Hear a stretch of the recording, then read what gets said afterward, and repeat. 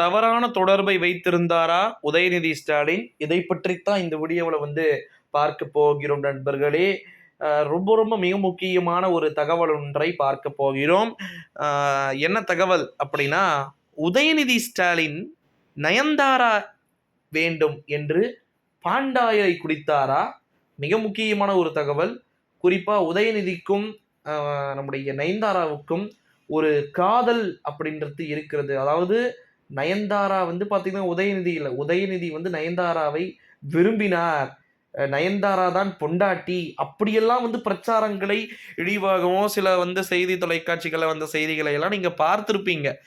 நயன்தாராவுக்கு என்று அனைத்தையுமே செய்தார், பங்களாவை வாங்கி கொடுத்தார், அப்படி இப்படி என்று திரையுலகத்தில் இருக்கக்கூடிய நடிகைகளின் மீது சர்ச்சைகள் என்பது அதிகமாக வைத்து கொண்டிருப்பது என்பது இங்கு இயல்பாக போகிவிட்ட ஒரு சூழ்நிலையிலே நம்முடைய தமிழ்நாட்டை பொறுத்த வரைக்கும் வரப்போகிற 2024ஆம் ஆண்டு நாடாளுமன்றத்துடைய தேர்தலில் ஓகேங்களா, சில விதமான பிரச்சாரங்கள், வெறுப்பு பிரச்சாரங்கள் உதயநிதி ஸ்டாலினை நயன்தாராவை மிங்கிள் பண்ணி பேச விட்ட மாதிரி இருந்துச்சு. உங்கள் அனைவருக்கும் நான் சொல்கிறேன் பாருங்கள், சீரியஸ்லி இருந்துச்சு நண்பர்களே. உண்மையில் சொல்லப்போனால் இந்த ஒரு சூழ்நிலையில தான் நடிகையோடு பார்த்திங்கன்னா தவறான தொடர்பு வைத்து கொண்டிருந்தார் அப்படின்லாம் குற்றச்சாட்டுக்கள் என்பது அதிகமாக முன்வைக்கப்பட்டு கொண்டிருக்கக்கூடிய ஒரு சூழ்நிலையிலே ஏகப்பட்ட விதமான மாற்றங்கள் அப்படின்றது நடந்து கொண்டிருக்கிறது அப்படின்னு சொல்லிட்டு தகவல்கள் என்பது வெளியாகிக்கிட்டு இருக்கிறத நம்மளால் பார்க்க முடிகிறது.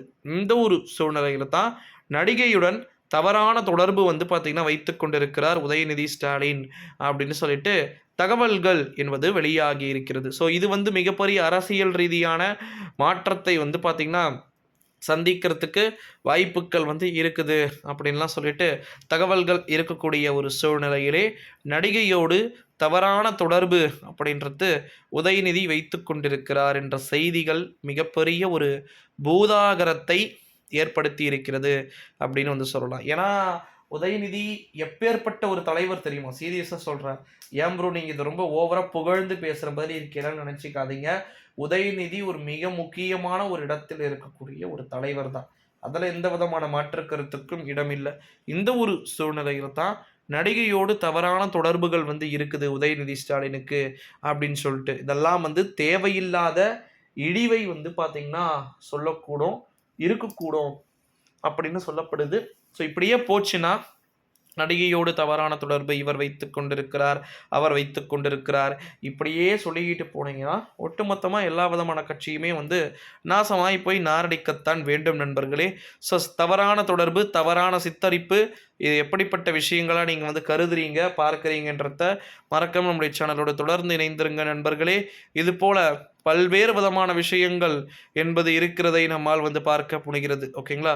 ஸோ நடிகையோடு தவறான தொடர்பை ஏற்படுத்தி எங்கெங்கெல்லாம் தப்பிக்க போகிறார்கள், என்னென்ன மாதிரியான நிகழ்வுகள் எல்லாம் நடந்து அரங்கேறப் போகிறது என்பதை நம்ம தொடர்ந்து பொறுத்திருந்து பார்க்கலாம் நண்பர்களே. நன்றி, வணக்கம். அடுத்தடுத்த வீடியோவில் பார்க்கலாம்.